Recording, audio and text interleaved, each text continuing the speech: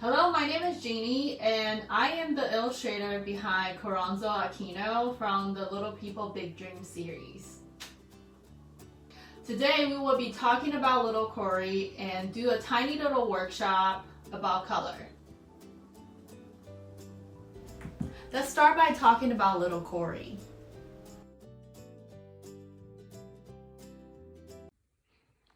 This is the story of a little girl born in a country with thousands of islands. The country is called the Philippines, and the girl was Maria Corazon. But everybody called her Cory. At school, Cory learned how to write, count, and take a step forward when it was needed. When one of her friends had to leave the city before giving a speech in front of the school, it was Cory who took the responsibility to speak for him.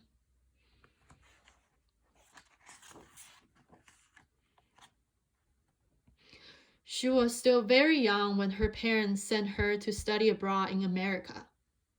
Cory went on to get a degree in mathematics and French. But she had a great sense of justice and returned home determined to become a lawyer.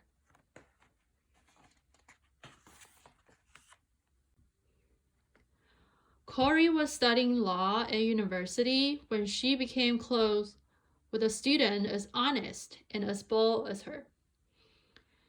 His name was Benigno, which means good man. The people who love him most call him Ninoy.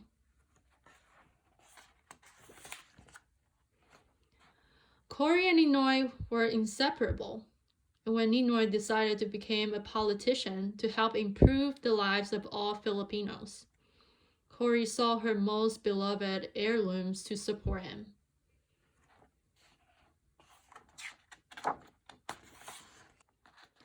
Before long, her husband was the toughest critic of a dishonest president who was ruining their country with his unfair laws. When Ninoy was arrested, Cory wrote her first speech and became his voice.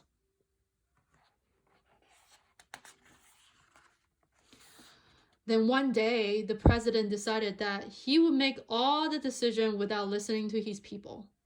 He had turned into a dictator. After almost 8 years in prison, Ninoy, Cory, and their family were forced to leave the country.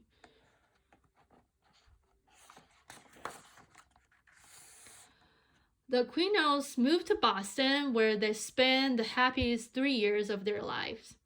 But Cory knew that Ninoy had to go home to try to restore democracy, giving power back to the people.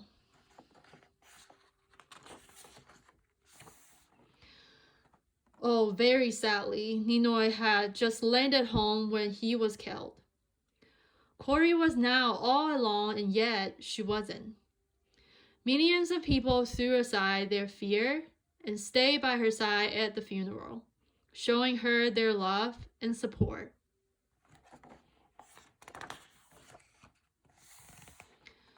The task has fallen on Cory's shoulder to continue her husband's work, and she decided to run for president. When the greedy president faked the result of the election, she knew a revolution was about to start.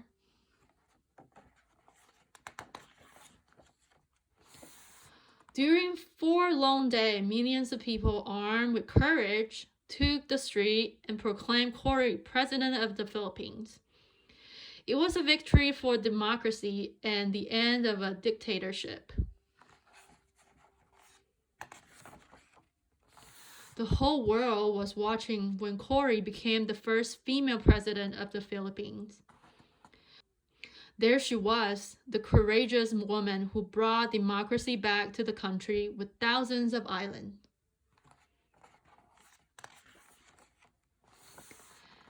And by being brave, reliable, and honest, little Cory wrote herself into the history books. And more importantly, she wrote herself into the hearts of her people. and this is the story of the courageous little Cory. And today we will be focusing on the color yellow.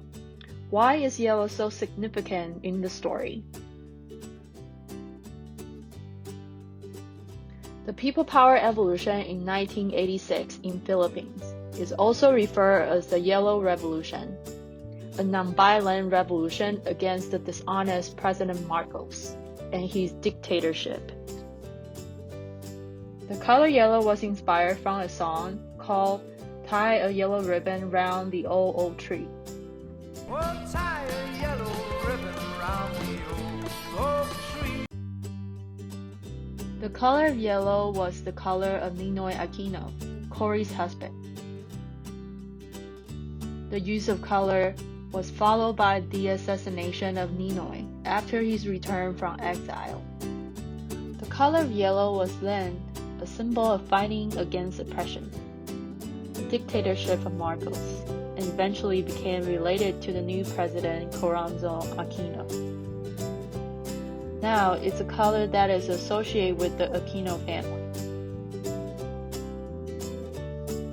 Throughout history, there were many events used colors and flowers as representations. And here are some examples. Yellow is as a symbol of fighting oppression in little Cory's story. There are also other meanings for the color, such as positivity, happiness, and enthusiasm. Here are some simple meanings behind these basic colors.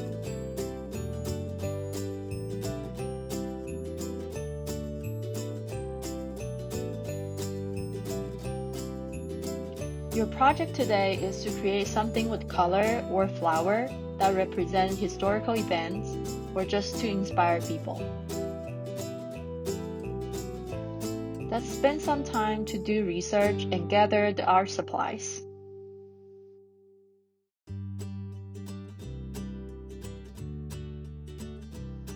Here's the supply I gathered. I decided to go with yellow since it's also the color for the book. My main topic and drawings today is going to be sunflowers. I spent some time in the sunflower field a couple days ago. It made me very happy, and I would love to bring the happiness to all the people. I hope no matter where you are and no matter how hard the life can be, you can always be facing the light and keep going.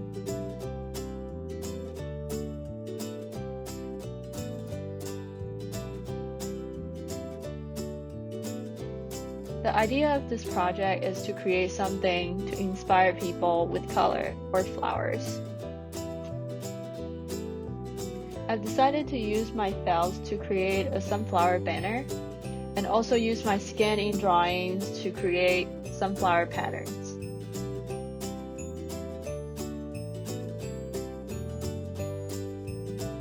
Thanks for doing the workshop with me.